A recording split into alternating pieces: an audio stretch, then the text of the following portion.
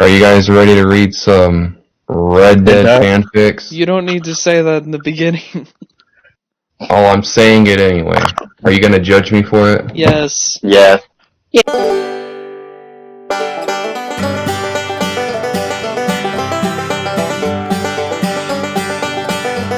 Jim Boy, say Sorry.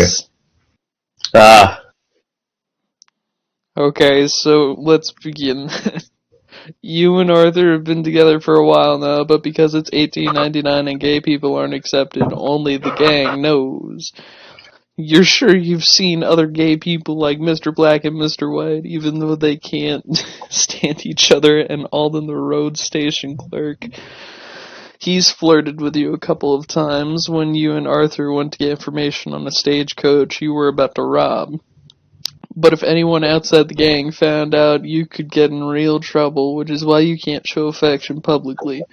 This is where problems arise. The biggest problem you have in your relationship with Arthur is Mary, Arthur's ex. You know Arthur loves you now and not her, but the way she just uses him when it's convenient for her, like when she asked him to save her brother from that religious cult, it annoys you how Arthur drops everything for her.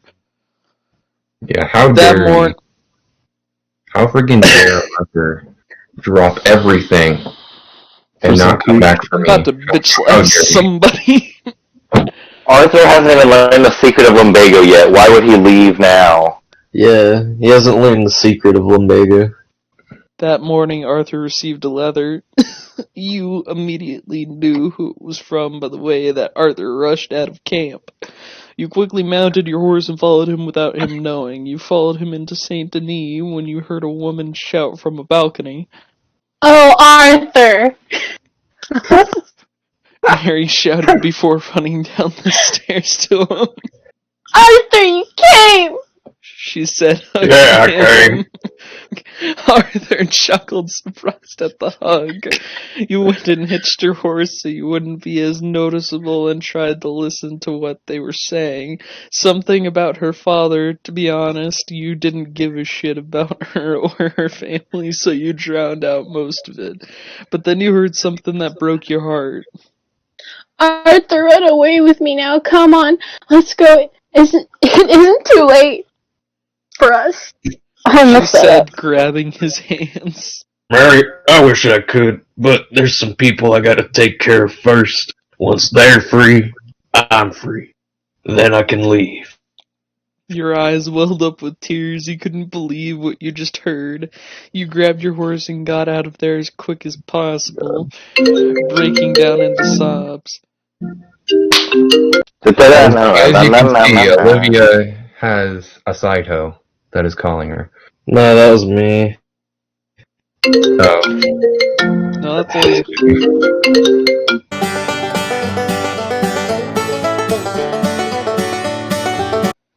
Breaking down into sobs. You couldn't face going back to camp and explaining everything, so you decided to set your tent up near the Ellison Pool. You knew that was Murphy Brood country, but you didn't care, and you knew your horse would protect you if any came along. Arthur returned to camp after helping Mary and noticed you weren't there, but he just thought maybe you were out hunting or doing a job with someone else. But you were gone ages, and other members of the gang started to notice. Where's Adolf? I haven't seen him since early this morning, Tilly said, as the other girls nodded just as confused. Who cares one less mouth to feed? Mike sneered. Arthur glared. I'm going out to find him, Arthur said, mounting his horse. I'll come too, John and Charles said. Mounting their horses. Okay, we'll split up so we can cover more ground, okay. Arthur said, spurring his horse into a gallop with John and Charles in tow. You were sad in your tent, unable to sleep because of how heartbroken you were. You felt betrayed and lied to, like you were just being used by Arthur until Mary came back along. What is with the grammar at the beginning of this sentence? I don't know. You were sat in your tent. It's almost like a Christ. teenager letter, you know. That's because it's probably a Turns out Austin just wrote this. Yeah, he's Just wrote Bravo this on in that. an hour. It's an original piece. It's an original piece. After Just an hour of lost trying in to book. sleep, you were slowly starting to drift off until you heard your name being called. Adolf! Adolf, is that you? You heard the familiar voice of John. You poked your head out of the tent. Yeah, John? You- It's me. Yeah, it's me, John. I thought I was Adolf. John hitched old boy near your horse and sat next to you in front of the fire. Why are you here all by yourself? You look like you've been crying. John said worriedly. Your eyes teared up again. Arthur went to see Matt. I thought I was freaking Adolf. You're right. Adolf and like I don't even know where Your ears tear up again. my ears tear up again. Okay. Arthur went to see Mary, and you. You went to see me? You know, I never liked her anyways. Thought she was a bitch.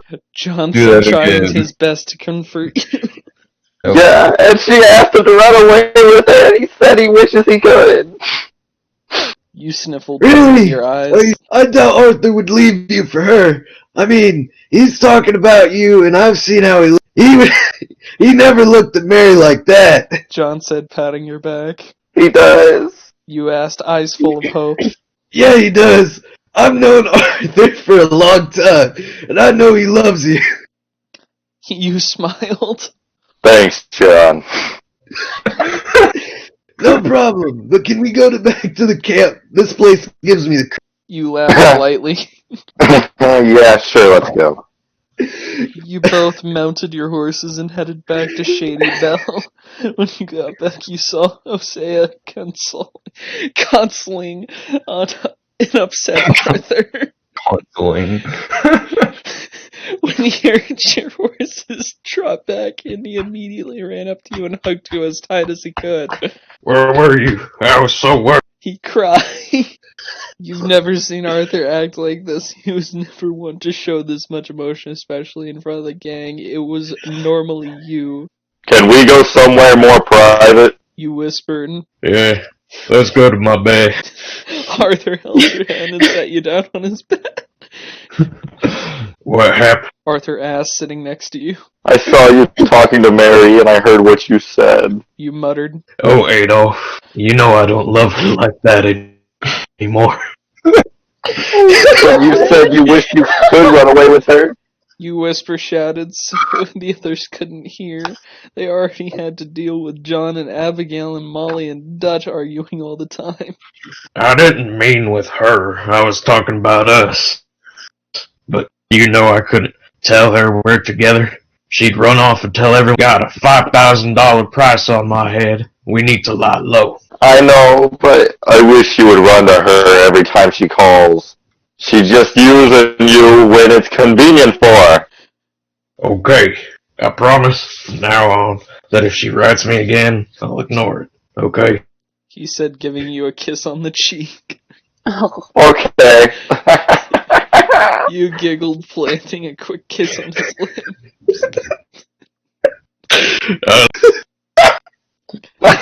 He said in between kisses. I love you, Adolf. He said in between kisses. I love you too. I don't know how to feel about this. You should feel uncomfortable. Alright. I feel Let's uncomfortable. go to the next part. Let's do this. oh my god. Why? Why Oh, are God. we doing this? Oh, yay. Can we please just cut this video Mary-Beth. off and do something else? No, we're doing this. We've already started. We gotta keep going. Forward. Let's at least just get the Mary-Beth This one's part. short. This one's short. Yeah. I Those guess people I'll be don't was know. married. currently staying at Horseshoe Overlooked. You watched as Mary-Beth gave a drink to the O'Driscoll tied to the tree, Kieran. You didn't trust him one bit, but you think it's mostly because he took a shine to your crush, Mary-Beth. What? Okay, I thought he was gay. After watching them talk, your jealousy took over. But just as you were about to interrupt them, an Irish accent filled the camp. Guess who's back? Sean Well- jumping off Javier's horse. I'm a little bit offended because I'm actually the Irish one here. Well, Mr. McGuire's back. I think this calls for a party! Dutch shouts, Time skip. parentheses, time skip, end parentheses. 10 minutes into Sean's welcome back party, and you are already tipsy, filling you with a bit more confidence, especially after seeing Dutch dancing with Molly, giving you an opportunity to ask Mary. Miss Mary-Beth, would you like to dance with me? You asked in the most confident voice you could muster. Of course, I would love to. Adolf. She blushed. I will admit I ain't much of a dancer. You laughed awkwardly. Don't worry, I ain't either. She giggles as you twirled her. I like how Hayden sounds like a mix between an Indian and a German. We don't need to acknowledge it, okay? Just keep going. So how have you been doing? Haven't had a chance to speak with you much since the whole Blackwater mass. She asked. I've been alright, just glad to be out of that snow finally. Me too. I do feel sorry for that poor Kieran, though. I tied to a tree in a wet clothes. She sighed. Yeah, but he's an O'Driscoll. He kinda deserves it. You mumbled. Mary hit you playfully. He's still human whether he's an O'Driscoll or not, and he seems kind of nice too. Not like the typical O'Driscoll. This video is sponsored by Biscuit. Biscuit Biscuits. That's what we're calling it. Yeah. Okay. Yeah, but I still don't trust him. Adolf, are you Hitler. jealous? She giggled. 9! You blushed, looking away. Yes, you are. She laughed again and kissed, and as she kissed your cheek, You're so cute when you're jealous.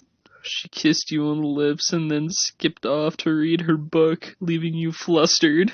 I come back here, Missy! Running after her. She was then never seen again.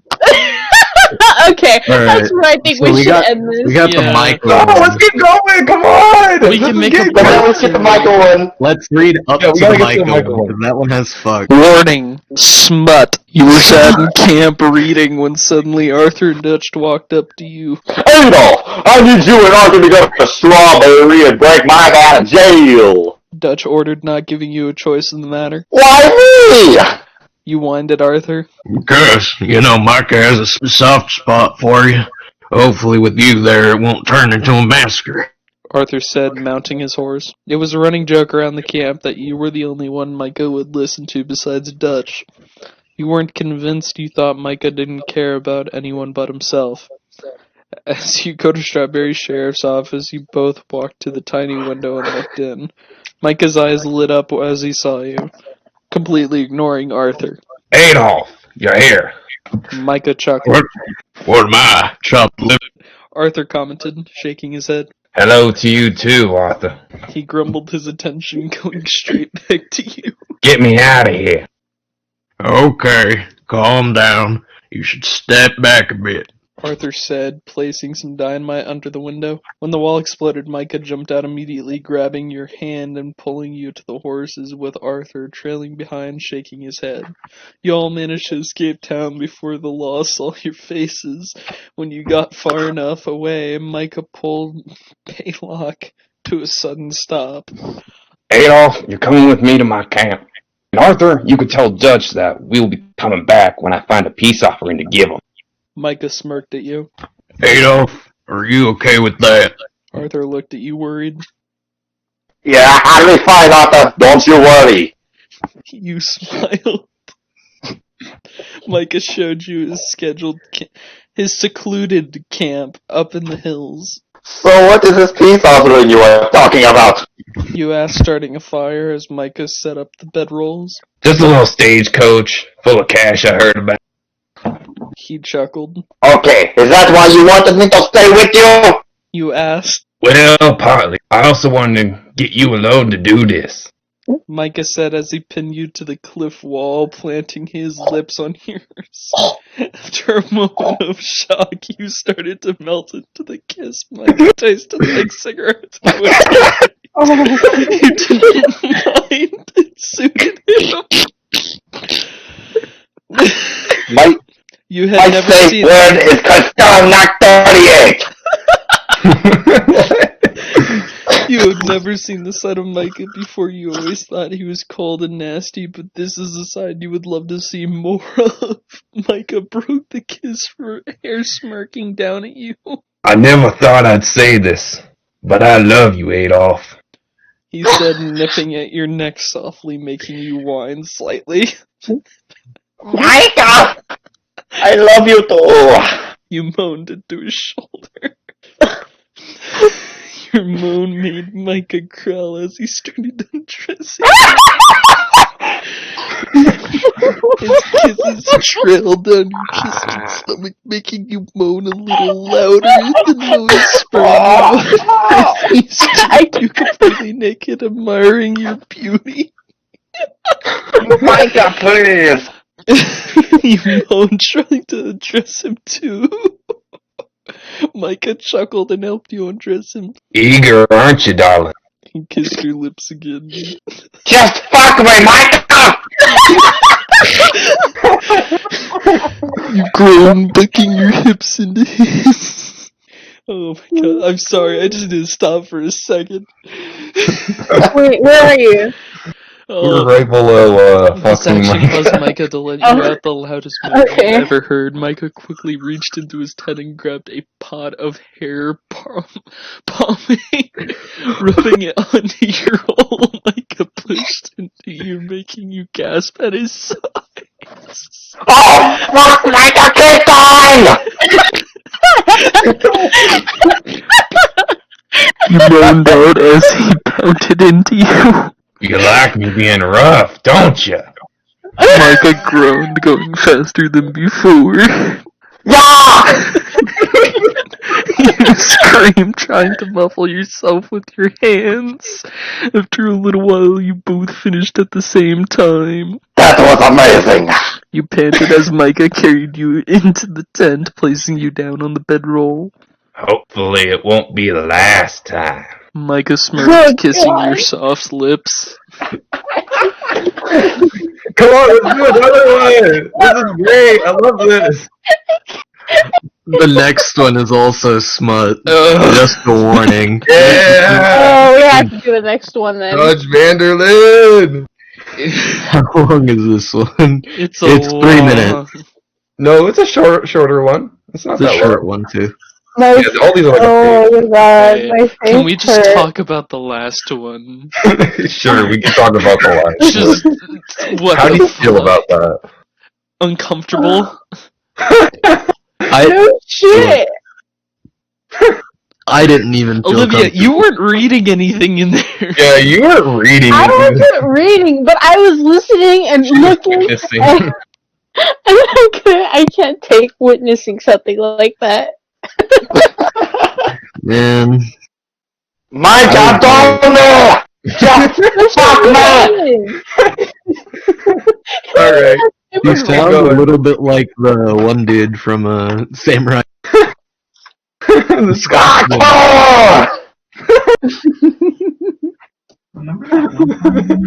Alright. Alright, go ahead, Droops. That one time. That one specific time, Jimmy. I remember the one specific time. Do you know what time I'm talking about, though? I'm recording with some friends and reading a horrible, horrible thing you should never read. You better It's get out of the essentially room. just this. I already hate it, and I just took one look at it. And I think I know exactly what it is.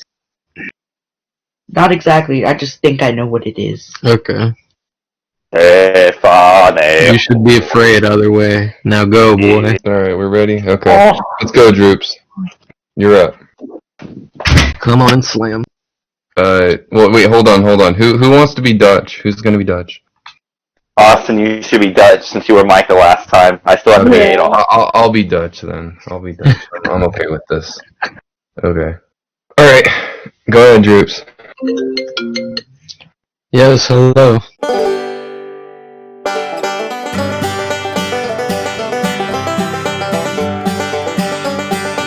Disclaimer, good? maximum smut ahead. You're an infamous assassin, sometimes working for the government, even though you were technically wanted, in quotation marks. They got a criminal or high-profile person dead, and you got a decent amount of money and your freedom as a reward. You still had morals, though you would only kill people who you thought deserved it. This is why you were currently sat in a meeting with some government officials you didn't bother to learn the names of.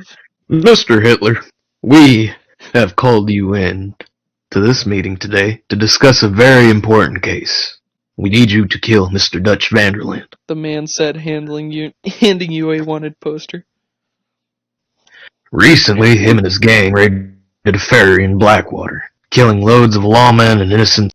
One of those citizens was Heidi McCourt, a young woman he shot in the head with seemingly no remorse. He explained. As you can see, he is not a kind man. Most of his gangs were lowly street urchins he seduced with his silver, turning them into degenerate murderers. Last I heard, he and his gang are hiding out near Valentine. You kill him, but don't bother with the others. We will capture them ourselves. Nodding, you put the poster in your satchel. You knew of Dutch Vanderland gang from the newspapers, mostly, but you knew the papers often exaggerated things to make people look worse than they actually were, so you decided to find out what they were like for yourself. Parentheses, time skip, end parentheses. Surprisingly, you found their camp at Horseshoe Overlook pretty easily by following a man you recognized as Bill Williamson, back from Valentine after hearing him spouting off at some O'Driscolls. O'Biscolls, you mean? O'Biscolls, my apologies. Scoping the place out, you noticed they had someone on guard duty most of the day and night. You realized the best time to strike was when a redhead was on duty because he fell asleep every time without fail. Typical gingers. The only problem was Dutch's tent was in the middle of the camp, surrounded by everyone else's tents.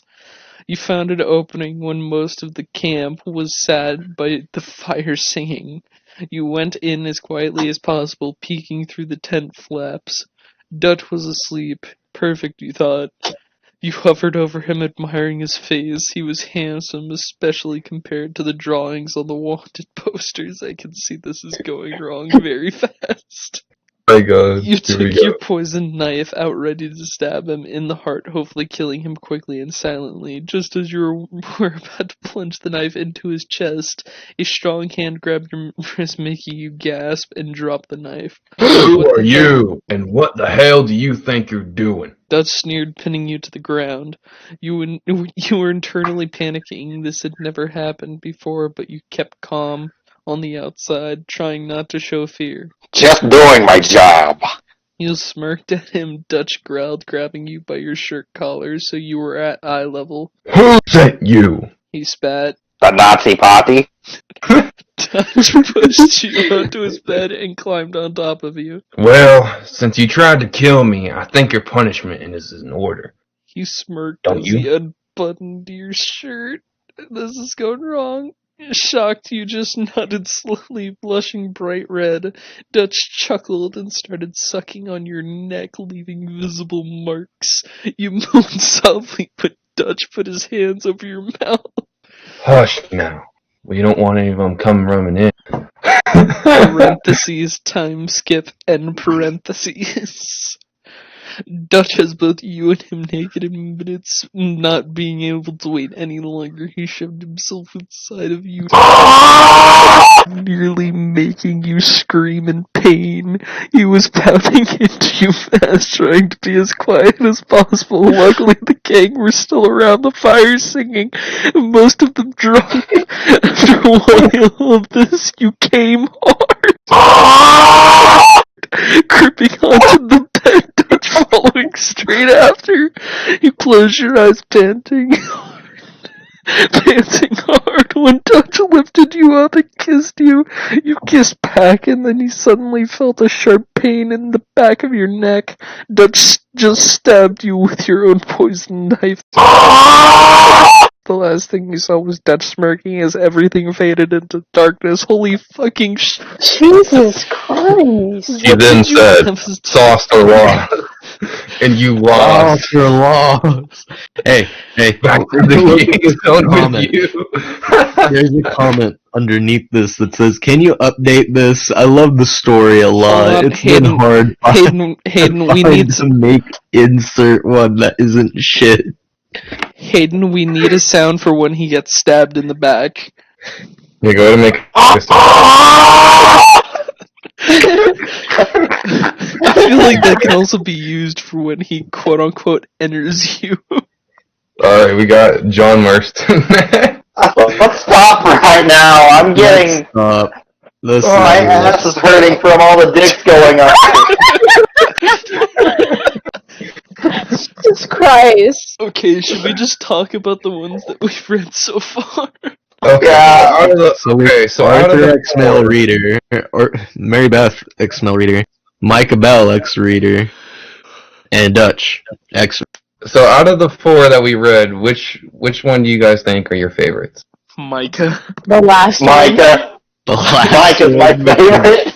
So you guys like 2 of you like the last one, and then 2 of you like hold the on. Mike. Let's clarify. We didn't like it. We just thought it was fucking ridiculous. Yeah. I thought it was hilarious. That was the point. It was like, what? I just want to make it clear that none of us find this enjoyable in any way. I thought it was enjoyable. I don't know about you. Olivia would enjoy that, though. Oh.